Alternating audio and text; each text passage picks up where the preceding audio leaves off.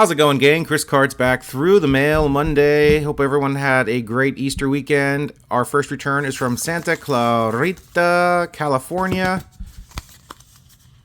Here, get those cards to the bottom so I don't rip anything important. We've got looks like we got Chuck Essegian there, peeking out. Chuck had a 6-year Major League career, 6 different teams. 3 in the AL, 3 in the NL.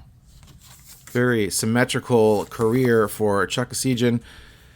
His best year was 1962, and he hit 274 with 21 bombs. That was with the Indians, and that was the only team that basically let him play on their team for any period of time. So maybe if he would have got some more playing time and stopped getting moved around so much, he probably would have put together a decent career. But you know what? He went on to become a lawyer, a very successful lawyer in SoCal after his career ended, and retired in 1987. So he probably had a pretty good life. In fact, he's been retired since 87. That's actually kind of mind-blowing how many years that's been. And he is still signing cards. So very happy to get these back from Mr. Chuck Essegian. I think I got him a few years ago, maybe a year ago.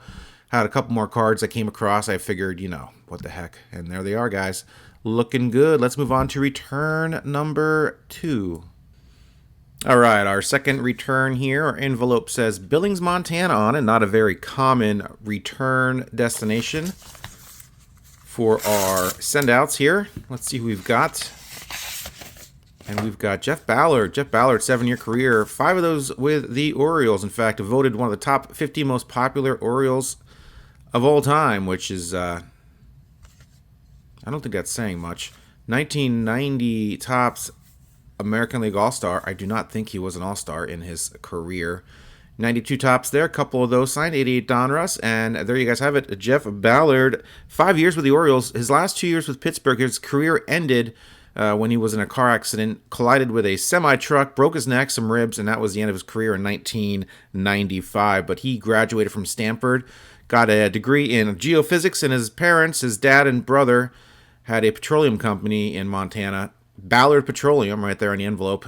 Started in 1992, and that's where he works now as a senior VP. So he's doing just fine for himself. Just a smart dude and a good signer. Happy to get these back. Thank you, Mr. Ballard, just in case on the off chance you are taking your time out of your busy day to watch Through the Mail Monday number 170. That is all for return number 2. Let's move on to return number 3. Minneapolis, Minnesota, our third return of the day. Let's see who we've got here. We've got Mr. Dick Stigman. Dick Stigman on a trophy card there. Sporting News card. Beautiful. Love getting those signed as well. Dick Stigman, 1960 All-Star.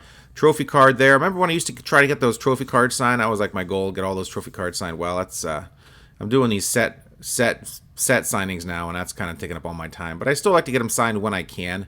Tribe Hill Trio, Latham unfortunately passed. He cannot sign that card, but that's got 2 of the signatures on there, so that's pretty cool with Jim Perry.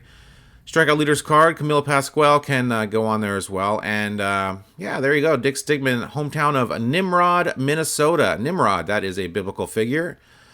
There's a Nimrod, Oregon as well, somewhere near Boring, I do believe. They named a park after him in Nimrod, Minnesota, so go check that out if you're in the area. And that is it, guys. Let's move on to our next return.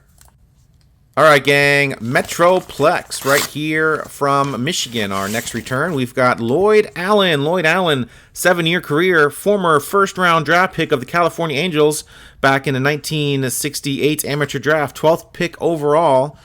Bunch of the rookie cards there with Winston Lamas, and that was I did ask him to keep. I said, keep the extras, keep any cards you want, actually, and he sent them all back signed, so hey, I gave him the option.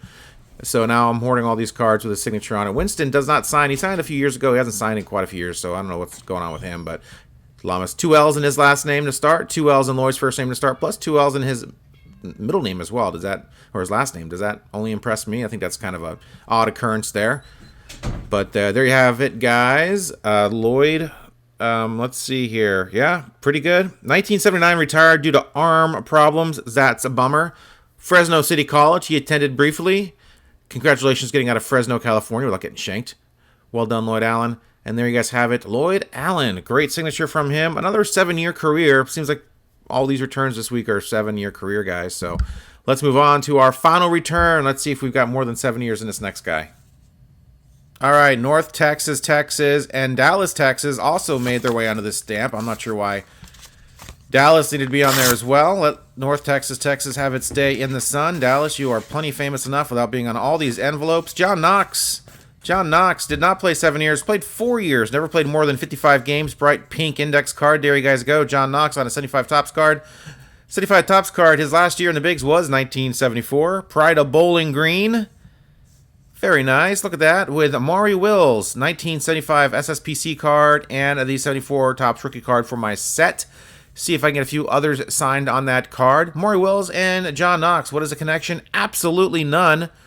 Except Amari Wills has some pretty cool Paulie Walnuts hair going on there. I'm not sure why those are photographed together, but Amari Wills is signing currently, I think. So I'm going to send it off to Amari Wills to get the strangest odd couple.